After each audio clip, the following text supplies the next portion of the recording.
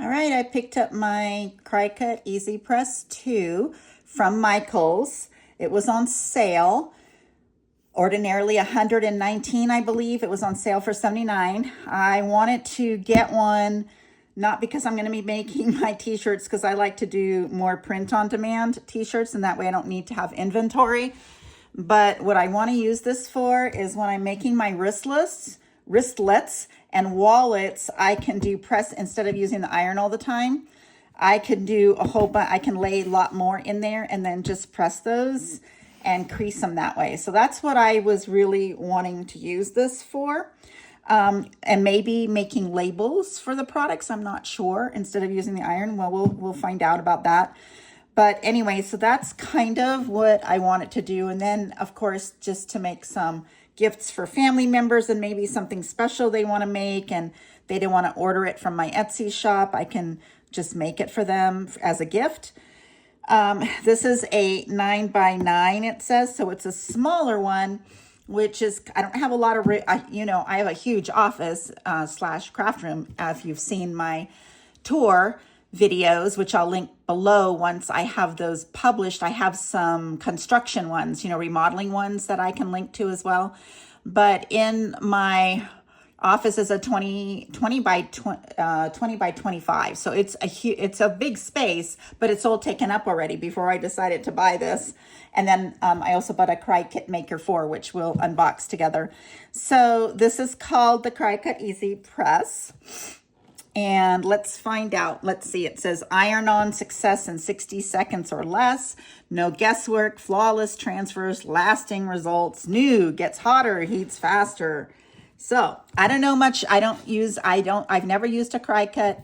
I've never done had this kind of machine. So anyway, these are the kind of things it shows you that you can do, of course, with it is all your heat transfers, your vinyl from your Cricut machine, things like that. Let's see what the back says. It says the speed of a heat press, the convenience of an iron.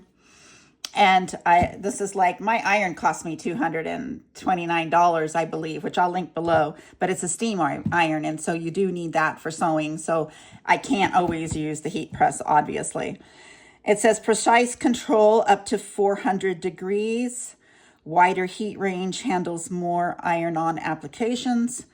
It has a start button with a countdown timer right there.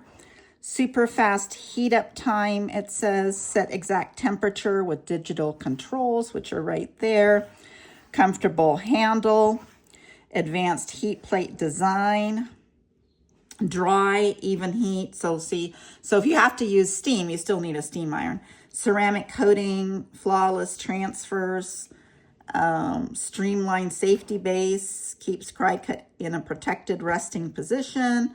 It has an automatic shut off after 10 minutes, which is really good because the other day, I'm so glad my iron has it. I created a label for one of my scrunchies and I left my iron on, forgot to turn it off, and I'm so glad it had an automatic shut off. All right, so let's see how we can get into this box. Okay, I gotta move that out of the way. It's gonna hit my phone. So I just use my phone for filming, by the way.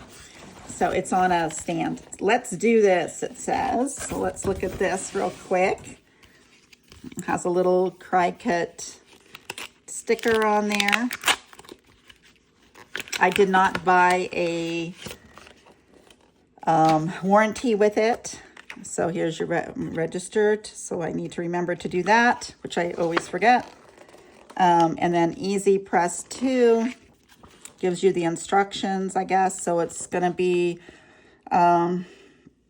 teaching your controls, your instructions, long lasting, iron-on mantras, da-da-da-da. So, and then it has a quick start guide, which is usually the only thing that I look at. If I look at it at all, I'm really bad about that, if I can figure it out. But I will read this since I've never used a heat transfer before. And then it gives you a little test one to practice on with the Cricut. So use that on a piece of fabric, I guess. And safety instructions. All right, so that's that. Let's see what's here. Take this guy out. And, oh, there it is. I think I'll what I think we'll do is, I wonder if I can lift it under the camera with you still being, yep, you still being able to see it. Let's move the box out of the way. Oh, look, it comes in a little bag. That's kind of cute. Okay, so I got the cord. I want to take out my cord there. And then let's turn it around. And it has a little bag here that you open up, okay?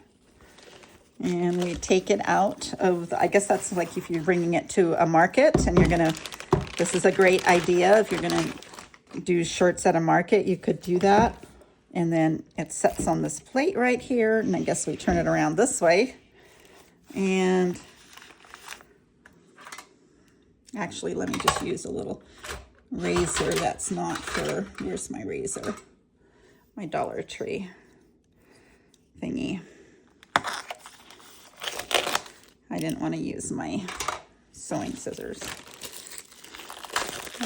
Clippers. So then we'll just take this out here. I think I'll put it where my, since I'm not, I laminate bookmarks, but since I'm not laminating a lot of them right now, I might use this. I'll be using this first before I can just actually move my laminating station over to where my mailing station is. What do you think? Have you seen my mailing station? Well, no, my mailing station's super crowded. I hate things on my counters, but you can't help it on a mailing station. I have my scale over there. I have my label machine. Yeah, there's really not enough room. Maybe on the side. You know what? I'm going to put this next, not where on my laundry folding table, because my laundry room is part of my, as you've seen in my videos, my laundry room is part of my craft office room. So I think I'll put it on the other side of my ironing table, but on the counter at the very end. Yeah, I think that's where I'll put it. And then I don't, because I'm going to have to put my Cricut maker, I'm going to have to put my Cricut maker where my laminating machine is. I don't think I have any place else to put it. I don't want to cut the cord, so I want to be careful. There. All right. So I'm going to get a, well, that means I'll have to get a, I'll put a rubber band or whatever, I mean a cable over that, because I don't like my cords all dangling. So that would be good because I won't need that much room to reach the plug. All right, so I'm not going to turn it on today, but when I practice it a couple times, we'll go through and see how it works. And that's my unboxing video for today. Please like and subscribe. I'm going to be doing my Cricut Maker 4 next, so I'm excited to see about that. And again, if you have any tips about using this Cricut heat press, please leave them in the comments below, because I am new to this. I have never personally used a heat press. My VA company has worked for big printing companies before, but we do everything online. So I've never actually touched these things. So let me know in the comments any tips you have. Feel free to link to other videos that teach about this, and I would love to watch them. Thanks so much for watching. See you on the next one.